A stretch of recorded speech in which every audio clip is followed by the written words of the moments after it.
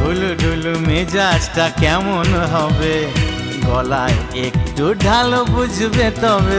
বাবা কি বুঝলে? এই সাদা কালো দুনিয়াটা দেখবে রঙিন, এমনই কামাল করে এই আলাদিন। বিষ্ণয় অমৃত জানবে।